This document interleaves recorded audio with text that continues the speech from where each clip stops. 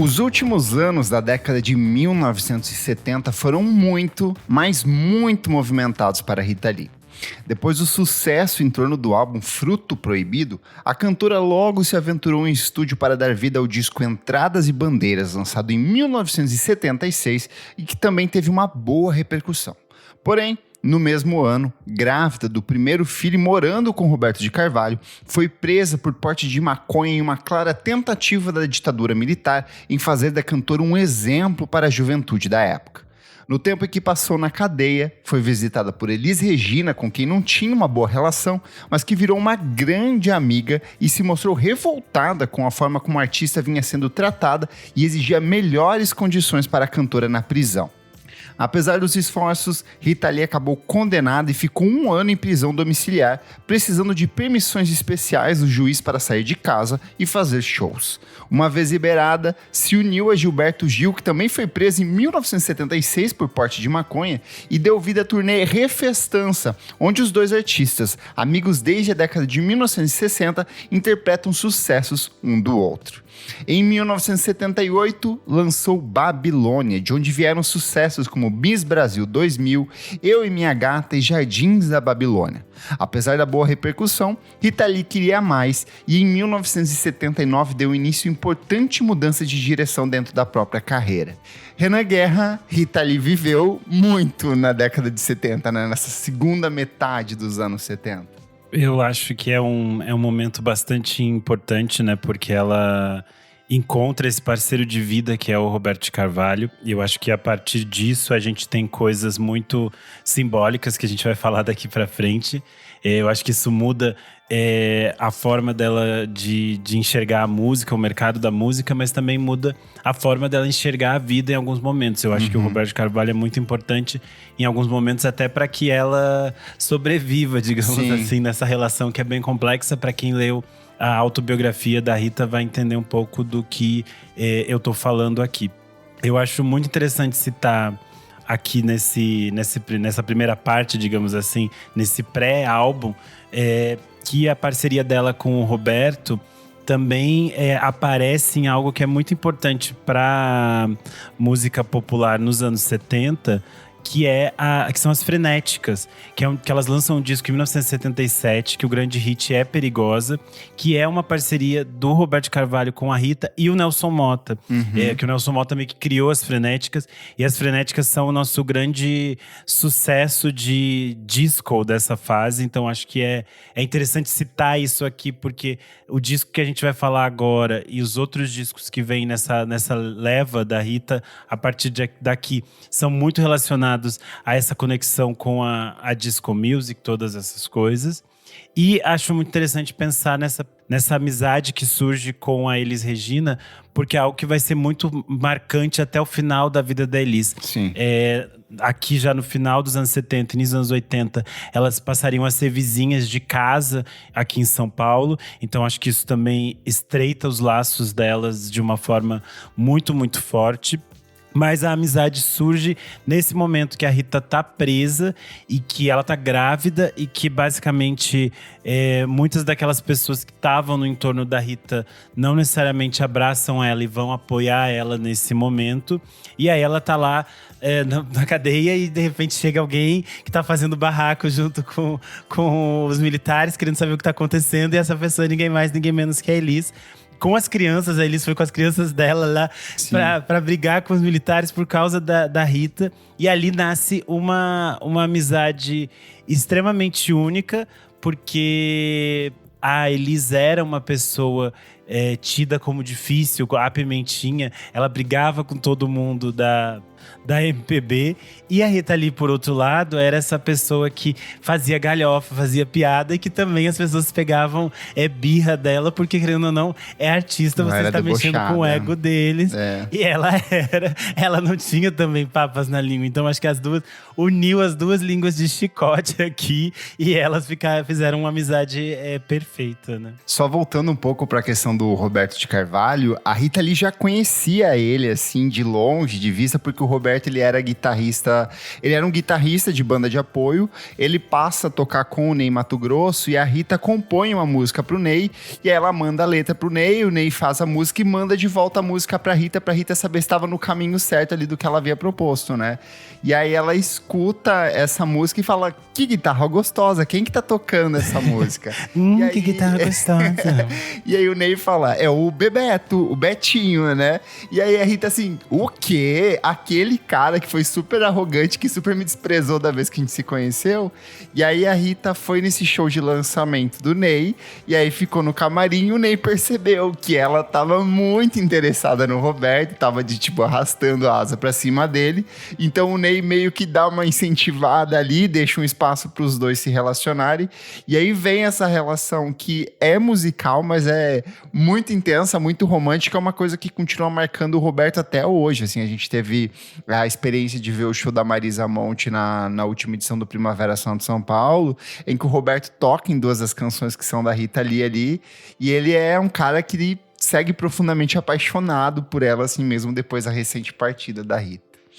Mas para além dessa série de acontecimentos marcantes que transformaram a vida da cantora, a Rita Lee já havia sacado que o grande interesse dela era investir em um repertório cada vez mais acessível, musicalmente dançante e que dialogasse com o cenário musical da época, que na época era embalado justamente por essas discotecas, como o Renan Guerra já acabou de falar.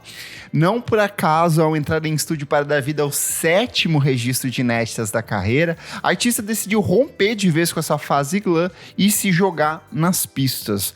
Para a produção do trabalho, o artista contou com o suporte do Guto Graça Mello, que além de trabalhar com nomes como Roberto Carlos e Maria Bethânia, foi responsável pela trilha sonora dos principais programas da Rede Globo, como a música de abertura do Fantástico, aquela do e além de outros especiais infantis da casa. E ele não é o único destaque. Quem também ajudou a artista paulistana a moldar um pouco dessa sonoridade da época foi outra importante dupla que estava colaborando com todo mundo no cenário musical brasileiro da época, que é o Robson Jorge e o Lincoln Olivetti, que são dois caras assim, importantíssimos para a produção da música brasileira entre o final dos anos 70 e começo dos anos 80, até a segunda metade ali dos anos 80, quando explode o BR, o rock brasileiro, né, o rock de Brasília. Eles meio que pautavam o que era a estética sonora do Brasil na época. E vem dali a consolidação, ali junto com o Marcos Valle, do conceito que ficou conhecido como o Brazilian Boogie, que era esse rock, mas com uma pegada de um acabamento um pouco mais dançante. E o disco ainda conta com uma série de outras participações especiais, como o Jamil Joanes, da banda Black Hill, então que de novo vai acentuar essa veia melódica e dançante, essa coisa muito mais voltada ao funk, que era bem característica desse álbum homônimo de 1979. A Jane Duboc, que é integrante de uma banda de rock progressivo que é o Bacamarte, que vai cantar em uma das faixas, e até o ex-parceiro de banda, o Sérgio Dias, dos Mutantes, que vai colaborar ali com ela tocando solo de guitarra em alguma faixa. E aí, assim, de novo, ela sempre manteve uma relação relativamente amigável com o Sérgio. Já o Arnaldo, nessa época, ela não queria nem saber, ainda que ela continuasse casada com ele, né? Porque eles se casam, se eu não me engano, no final da década de 60 e continuam casados até o final da década de 70, assim. Entretanto, é a partir da relação profissional e amorosa com o Roberto de Carvalho que veio a principal fonte de inspiração do trabalho, além desse habitual tom cômico dos antigos registros da cantora, que vem desde a década de 1960, quando ela integrava os Mutantes, prevalece no homônimo álbum de 1979 a forte aspecto sentimental da artista. Isso fica bastante evidente em dois dos maiores sucessos da carreira da cantora, que estão dentro desse disco. O primeiro é O Mania de Você, que talvez seja uma das faixas mais conhecidas, se não a mais conhecida da Rita Lee. É uma das canções favoritas dela, retrata de forma bastante envolvente, poética, essa intensidade romântica e quase obsessiva que ela tinha com o Roberto, né? E é uma das canções que ao longo da carreira vai ganhar novas formatações, meio que vira um ponto de diálogo da Rita com outros artistas. Por exemplo, no álbum Rita Lee em Bossa de 1991, ela vai cantar com a Gal Costa, e no acústico MTV ela vai cantar com o Milton Nascimento, que eu acho que é uma das versões mais bonitas que ela já faz. E eu lembro muito de uma entrevista dela, eu acho que foi na época do MTV, quando ela tava lançando o MTV ao vivo, que ela falou assim que esses primeiros anos com o Roberto eram anos muito intensos, sentimentalmente e sexualmente. Eles passavam, tipo, horas e horas transando, e aí, de repente, eles ficavam, assim, no mesmo quarto, cada um num canto, suados, se olhando, e aí, imaginando loucuras e conversando. Então, vivendo aqueles primeiros anos, aquele momento de começo de namoro gostoso, onde você não tem preocupações, só que é sexo. E ela falou que era, assim, uma delícia, e eles terminavam de transar, e mentalmente eles continuavam ainda transando, assim. Então, vem daí essa que é uma das canções mais fortes da carreira da Rita, né? Eu acho curioso que ela chamava esse disco de O Disco Mania de Você, porque o disco só Rita Lee, né? E tem essa coisa de vários discos com o nome dela apenas, que era uma coisa do mercado musical da época. E eu acho interessante trazer aqui o que ela fala na autobiografia sobre o disco. Boa. Que ela fala assim: o casal Lee Carvalho se tornava cada vez mais fazedor de músicas e filhos. Grávidos de um novo baby e grávidos de inspiração, nossas parcerias brotavam assim feito jasmim, numa sucessão de hits, todos executadíssimos nas rádios. O disco, que eu chamo de Mania de Você, contém um buquê delas. Gosto muito de Corre Corre, numa levada beat disco à la Donna Summer, um refrão chiclete e letra atemporal, resumindo a mesmice de todo final de ano quando fazemos um balanço da vida.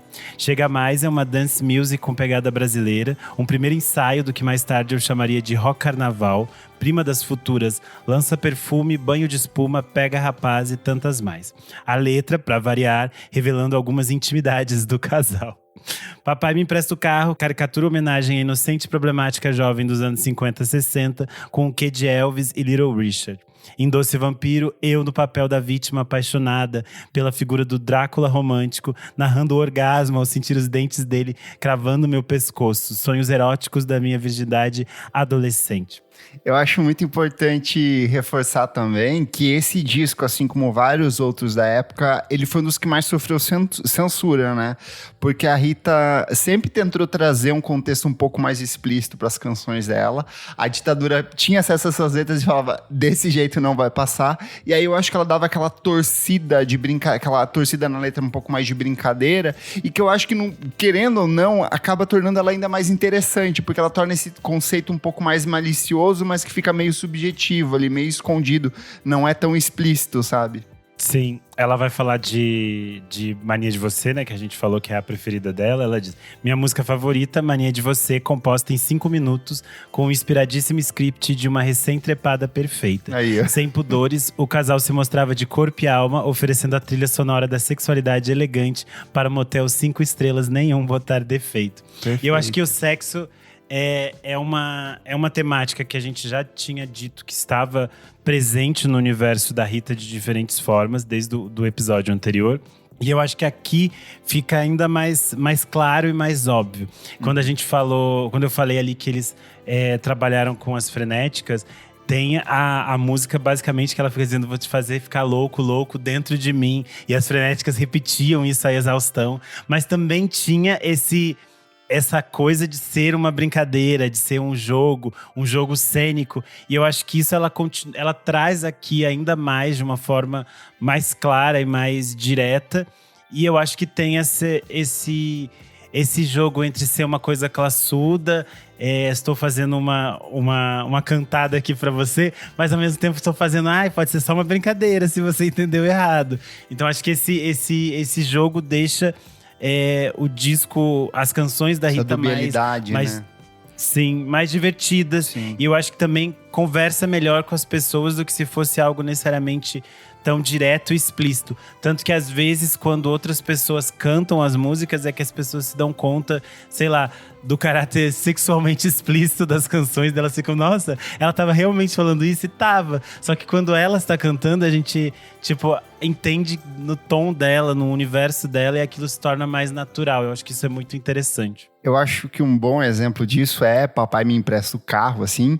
Porque aqui, primeiro que eu acho essa canção fantástica, porque ela, eu acho que demonstra todas as referências da Rita Lee. Ela sempre foi uma artista profundamente apaixonada pela música dos anos 50 e 60, desse começo começo de rock and roll ali, e aí ela tem toda essa estética adolescente, que é do uma coisa quase de filme mesmo, assim, que ela sempre bebeu muito desses filmes de juventude transviada e tudo mais, e a canção narra justamente isso, a história de um cara que quer levar a sua garota para ter um momento de amor intenso ali, só que ele não tem dinheiro para motel, ele não quer fazer isso em casa, ele só quer que o papai empreste o carro para ele poder tirar um sarro com o benzinho dele. A música passou por algumas alterações até ser aprovada pela ditadura, mas ainda assim ela tem esse conceito sexual que é bastante claro ali, mas eu gosto muito como ela vai meio que aliviando esse personagem justamente para tornar a canção mais acessível. Ali quando ela fala papai, eu não fumo, papai, eu não bebo, meu único defeito é não ter medo de fazer o que gosto, assim, papai, eu aposto. E aí ela brinca com essas coisas, tipo, mamãe, na minha idade você pintava o 7, mamãe tem ódio de matar o Elisete, então eu gosto como ela vai criando essas coisas que são um pouco mais leves pra amenizar essa letra, que no fim das contas tá única e simplesmente falando sobre sexo. E de novo, essa canção tem uma outra versão na época do Acústico MTV que eu acho fantástica, que ela leva praticamente todos os Titãs pra cantar junto com ela essa música, então fica uma coisa meio aqueles grupos vocais dos anos 60, assim, então tem toda uma atmosfera que torna essa canção ainda mais interessante. Ô, Renan, quais são as suas músicas favoritas desse disco? Eu acho que, além dos hits todos clássicos do disco, como Chega Mais, Mania de Você, eu gosto muito de Corre, Corre. Eu adoro. Que eu acho que tem essa coisa que a Rita, por mais que ela fosse muito engraçada, muito brincalhona, ela também tem, às vezes, uma melancolia, uma forma de olhar para a passagem de tempo, para as mudanças, para as coisas de uma forma muito bonita. E eu acho que isso é muito simbólico da forma como ela lidava com as pessoas, assim. Ela era uma pessoa muito, muito intensa, muito apaixonada.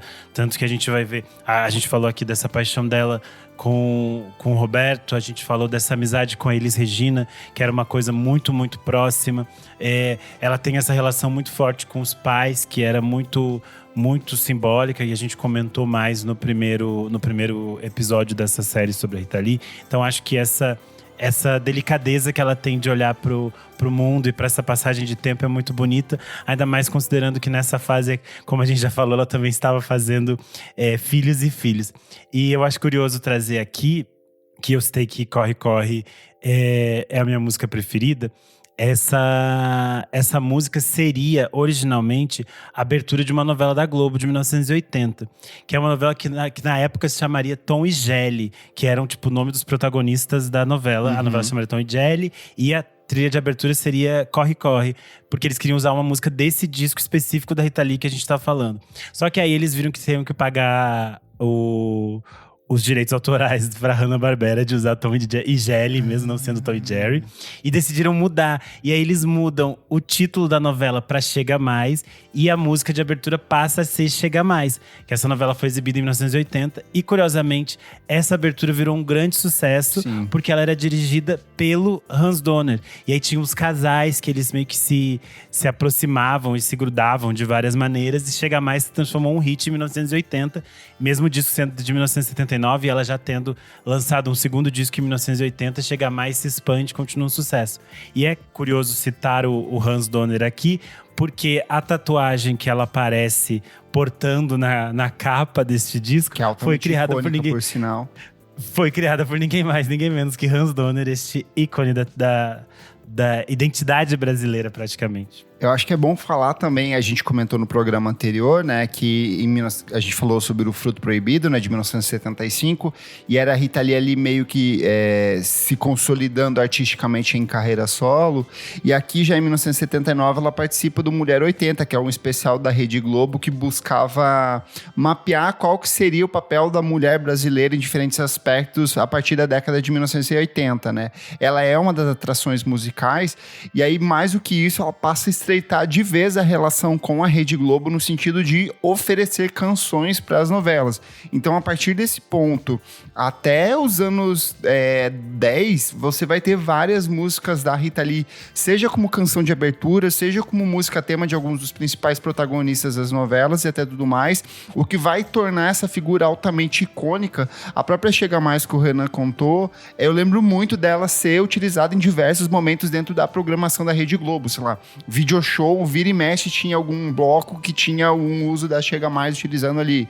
Então meio que ajuda a popularizar ainda mais essa cantora que já era enorme nessa época, né? Acho que é interessante citar o Mulher 80, e você falou, e eu falei antes que ela e a Elis juntas eram língua de chicote. Ela conta essa parte do Mulher 80 no livro, é uma das minhas partes preferidas do livro, porque ela fala assim, que ela e a Elis eram as únicas que moravam em São Paulo, então elas foram pro Rio para fazer a gravação junto com todas as outras cantoras. E aí ela fala, o ensaio foi meio tenso, a ideia era cada uma fazer seu número solo e no grande finale todas entrariam juntas no palco apresentar cantoras do rádio. Queridas coleguinhas reunidas, engolindo seus eguinhos em nome de um programa histórico. A mestre de cerimônia era Regina Duarte, que na época estrelava a série feminista Malu Mulher. Muitas fêmeas juntas é receita de boas fofocas, não muito amorosas. Elise e eu dividimos o camarim e, claro, tricotamos muito sobre as preferências sexuais da maioria delas. E veio sua pérola debochada. A gente deveria mudar a letra da música para nós somos as sapatas do rádio, vivemos a vida chupar. Perfeito. Eu acho que a gente podia puxar, já que a gente tá falando da língua de chicote da Rita. Arrombou a Festa? Isso. Arrombou a Festa, a faixa original é uma canção que ela lançou em compacto alguns anos antes. Em 1977 ela lança. Vocês podem encontrar no Spotify dentro do disco Refestança, que é o disco que a gente citou com o Gil. Mas na época ele saiu como um single. Ela se reuniu com o Paulo Coelho. E aí eles criaram essa música meio de tipo de galhofa, que era Arrombou a Festa, inspirada na festa de Arromba, que era o hit da Jovem Guarda. E ali ela tira sarro de todo mundo. E é curioso porque no livro ela diz, tirando Elis, não poupamos ninguém. Tanto que eles falam até do Gilberto Gil. Sim. E aí ela canta esse verso do Gilberto Gil no disco com o Gilberto Gil. E é fantástico, ela vai repetir esse refrão que é ai, ai, meu Deus, o que foi que aconteceu com a música popular brasileira. O disco, o compacto do Arrombou a Festa vendeu mais de 250 mil cópias. Na hora que ele saiu, assim, continuou vendendo durante aquele ano. Foi um dos grandes sucessos da história do formato compacto no Brasil. A gente hoje em dia não fala muito sobre esse formato, porque é uma coisa que meio que se perdeu no Brasil, mas é um dos grandes sucessos desse formato. Vinha uma música no lado A, outra música no lado B. E aí depois ela regrava novamente no Rita Lee de 79. Não, no Rita Lee de 79 ela faz a segunda versão. No Refestança ela grava essa versão, que é curiosa quando vocês ouvirem. Eu acho muito engraçado quando ela imita a Vanderleia e ela fica falando, eu sou uma garota papo firme. E eu não aguento quando ela termina falando pega, mata e come igual a Maria Bethânia. Eu fico assim, por Deus, mulher. E aí é muito engraçado quando você entra na internet hoje em dia, você fica vendo as pessoas que descobrem essa faixa. E aí nossa, toda semana tem um vídeo no TikTok de alguém contando a história dessa música. Aí as pessoas ficam, meu Deus, a Rita Lee inventou a diss track no Brasil, umas coisas assim. E aí ela faz a versão que tem nesse disco específico que a gente tá falando aqui, o de 1979, que é Arrombou a Festa 2, dela vai citar outros nomes. Vocês podem ver, por exemplo, que ela vai fazer piada com a Fafá de Belém, Sidney Magal, o Ney Mato Grosso, Calbi Peixoto, isso. Fafá de Belém, Alcione. Tem muita gente aqui. E é interessante porque aqui no livro ela fala: Arrombou a Festa 2, confesso que não lembro qual versão foi essa, porque desde então, de ano em ano, venho atualizando a letra. Aliás, com o cenário musical brasileiro cada vez mais bizarro, inspiração nunca há de faltar. E aí é legal que no Arrombou a Festa 2, ela faz sarro dela mesma em cima desse sucesso da canção. Que ela fala assim, com tanto brasileiro por aí metido a bamba, sucesso no estrangeiro ainda é Carmen Miranda. E a Rita Lee parece que não vai sair mais dessa, pois para fazer sucesso, arrombou de novo a festa. Muito bom. Tem um ponto que eu queria comentar sobre a versatilidade desse disco, assim, porque ao mesmo tempo que ele é um trabalho que ele cai muito nessa questão da música disco, dance, do funk, ele é um trabalho muito bem acabado, com arranjos muito bonitos e com um aparato musical muito grande, porque aquela já tinha total liberdade criativa e suporte da gravadora. Então você vai perceber que tem metal, tem cordas, tem vocal de apoio, tem muita coisa. E a própria Rita Lee aparece tocando flauta em 2 das canções, ela toca percussão em algumas das faixas, e aí ela vai abrindo espaço para os outros artistas também interferirem criativamente dentro do disco, que torna assim ele um disco essencialmente pop, mas um trabalho muito complexo, muito bonito, super bem acabado. A própria Doce Vampira é uma faixa super atmosférica, que ela vai se revelando aos poucos, assim. Chega Mais é uma música que ela é totalmente descomplicada, mas ela tem um acabamento muito complexo também. Então, ao mesmo tempo que ele é um disco muito de música pop, ele é um disco muito bem acabado, muito bem produzido, que é uma coisa que vai se refletir, inclusive, no próximo álbum que a gente vai falar no próximo programa, que destaca essa capacidade da Rita Lee em ser uma artista, de novo, muito popular, muito acessível, mas que sempre trouxe esse refinamento para dentro dos trabalhos dela, né? Falando em popular, acho interessante citar que o disco Rita Lee de 1979, com o single Mania de Você, vendeu absurdamente bem. Ele já saiu com uma caralhada de vendas e depois, naquele ano, ele fez Foram meio milhão. 150 mil cópias só na semana de lançamento. E depois, naquele ano, ele fecharia 500 mil de cópias vendidas. É uma fase que os discos estavam vendendo muito bem.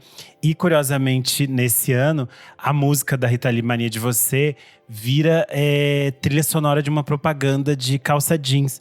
E vocês podem procurar no YouTube. É uma propaganda da Elos. É uma propaganda maravilhosamente… É uma propaganda muito linda, que são casais debaixo d'água e eles começam a tirar a roupa. E aí fica tocando Mania de Você. Tipo assim, você pensa como que a censura deixou isso passar. E isso passava na TV, tipo, todo dia, assim. Mas é uma propaganda muito linda. E é engraçado que no livro, na autobiografia da Rita Lee, tem umas passagens que são tipo um fantasminha, que é tipo o editor trazendo informações sobre o disco. E daí eles falam… E a música foi parar num comercial de jeans, onde casais tiravam a roupa para transar debaixo d'água. Ou seja, como Rita mesmo diz, vendeu-se ao sistema e chocou a sociedade ao mesmo tempo. Perfeito. E de novo, assim, a gente comentou isso no Fruto Proibido, ele é um disco curto, são só 8 faixas, assim, então, de novo, a Rita Lee só entregava discos com aquilo que ela realmente considerava muito bom, tanto que dessas 8 músicas, eu acho que apenas a Elvira Pagã e Maria Mole que não tiveram, assim, um grande impacto cultural. O resto praticamente continua ecoando até hoje, assim, foram regravadas diversas vezes por outros artistas. Doce Vampiro já foi regravada por todo mundo, por axé, por MPB, por pop. Então, é um disco que continua reverberando muito bem até hoje, né? E é engraçado porque Elvira Pagã tem muito a ver com a que a gente falava das temáticas da Rita, né? Sim. Que a gente falou anteriormente da Luz del Fuego no episódio anterior. Elvira Pagã ela foi uma espécie de vedete, assim. E ela é considerada a primeira rainha do carnaval carioca. Ela foi a primeira mulher a usar biquíni na América do Sul. Então são umas coisas meio… Essas figuras femininas que a Rita Lee resgata e reconta, que são figuras que eram muito à margem, porque essas mulheres, querendo ou não, elas ainda eram vistas, por mais que exista uma curiosidade em torno da Luz del Fuego ou da Elvira Pagã, elas eram consideradas pelas pessoas como putas, né? Então, eu acho muito interessante que a Rita transforme essas coisas em canções, transforme essas mulheres em canções e que ela fale sempre sobre meio que esse universo. Então aqui ela vai falar: todos os homens desse nosso planeta pensam que mulher é tal e qual um capeta.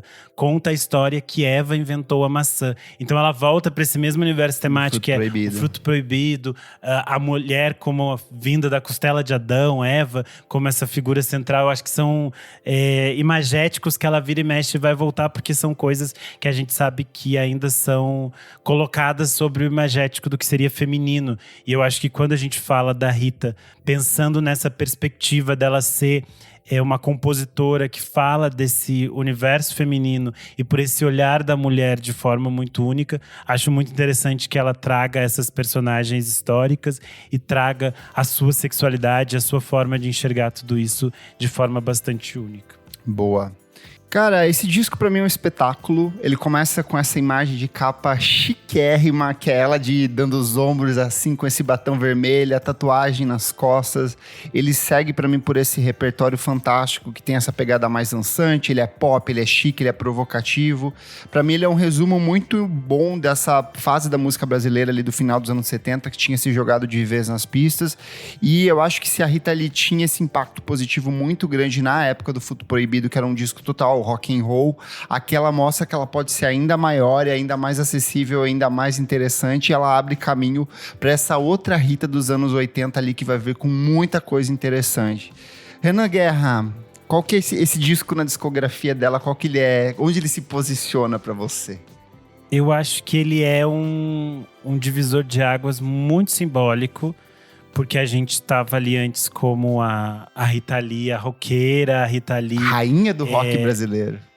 E sim, e aqui é tipo uma nova Rita Lee. É a Rita Lee que toca no rádio, é a Rita Lee que fala de sexo, e é a Rita Lee que é muito popular e que vai se transformar cada vez mais num nome gigantesco, assim. Então, acho que nessa virada para os anos 80, final dos anos 70 e início dos anos 80, é tipo o momento que a Rita Lee simplesmente vai dominar tudo. E acho que é muito interessante porque se a gente falou no primeiro episódio sobre a criação de uma sonoridade que era definidora da Rita Lee, aqui ela vai bagunçar isso, tudo, colocando outras coisas nessa música, nessa musicalidade, e que é muito rico, porque aí ela vai misturar, ela vai pegar esse universo disco, essas coisas que estavam sendo experimentadas, essas coisas eletrônicas que estavam surgindo, e vai fazer tudo coexistir com aquele universo dela de uma forma muito única. E isso é muito interessante e bem construído, porque a gente sabe que grande parte das pessoas que tentaram fazer isso nos anos 80, elas ficaram extremamente datadas. Sim. E as coisas envelheceram com um certo mofo, assim, que tem cara de anos 80. E é muito engraçado que a Rita Lee tem cara de anos 80, mas continua sendo muito moderno e continua sendo muito, tipo, o futuro. Então acho que isso é muito interessante, que a gente vai falar no próximo programa, que é sobre isso, a Rita Lee sendo anos 80, mas ainda sendo o futuro. O Clássicos VFSM é um projeto paralelo do podcast Vamos Falar Sobre Música. Apoie a gente em padrim.com.br/podcast VFSM. A partir de R$5 por mês você tem acesso a esse e outros programas lançados com muita antecedência, além de participar do nosso grupo para assinantes no Telegram. Eu sou @KleberFak no Twitter e no Instagram. Você também pode acompanhar o meu site musicainstantanea.com.br, onde eu organizei toda a discografia da cantora do pior para o melhor lançamento. Eu sou _Renan Guerra no Instagram, no Twitter e no TikTok. Não esquece de seguir a gente nas nossas redes sociais, @podcast VFSM em tudo. E até a próxima edição. Tchau, tchau. Tchau.